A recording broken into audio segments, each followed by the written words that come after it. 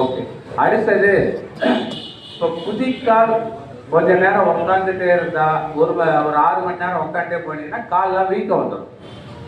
ஒன்று. ரெண்டாவது, இப்போ கடையிலையோ வேலை செய்கிற இடத்துலையோ கால் தங்க போட்டு சும்மாவே உட்காந்து இருந்தீங்கன்னா உடனே எழுந்திரிச்சு ஒரு 2-3 அடி நடக்க முடியாது. இது எல்லாத்துக்கும் காரணம், மெயின் காரணம் என்னன்னா, நம்ம உடம்புல இருக்க ரத்தம் பூரா சர்க்குலேட் ஆகும், கீழே வந்து மேலே போகுது. நீங்க கம்முன்னு இருந்தீங்கன்னா கீழே வர்றது கீழே நிற்குது. நேர்னு சொல்லுவோம், லிம்பாட்டிக் ஃப்ளூயிட்னு சொல்லுவோம். லிம்பாட்டிக் ஃப்ளூயிட் கீழே நின்றுச்சுன்னா அது மேலே போகாததுனால உங்களுக்கு ப்ராப்ளம். அதே மாதிரி இந்த கெண்டக்கால் வந்து 2வது ஹார்ட்னு சொல்லுவோம். ஸோ இந்த கெண்டக்காலுக்கு வந்து நீங்க பாருங்க, இந்த ஒரு 3 எக்ஸசைஸ்.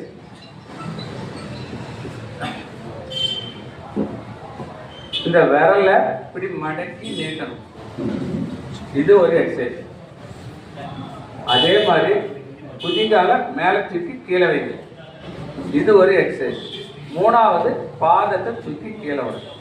இவ்வளவுதான், ரொம்ப சிம்பிள். உட்காந்து செய்யலாம், நின்று செய்யலாம், கார்ல செய்யலாம், எங்க வேணா செய்யலாம். இப்ப நீங்க நின்றுட்டு வேலை செய்றீங்கன்னா நீங்க அங்க வேலை செய்யும் போது நீங்க பாட்டு. அதே மாதிரி இது வந்து ஒரு 2 மாசத்துக்கு பக்கம் நீங்க செஞ்சுட்டு இருந்தீங்கன்னா நீங்க எந்த வேலை செஞ்சாலும் உங்க உடம்பு அதை செய்யும். நீங்க செய்ய வேண்டியது இல்லை, உங்க உடம்பு அதை செய்யும்.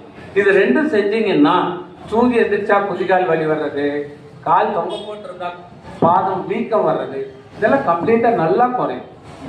இதை செஞ்சீங்கன்னா உங்களுக்கு ஒரு 3 மாசத்துல உங்க உடம்போட ஆரோக்கியத்தின் வித்தியாசம் நீங்க ஃபீல் பண்ணுவீங்க. Thank you very much. ஏதாவது டவுட் இருந்தா கேளுங்க.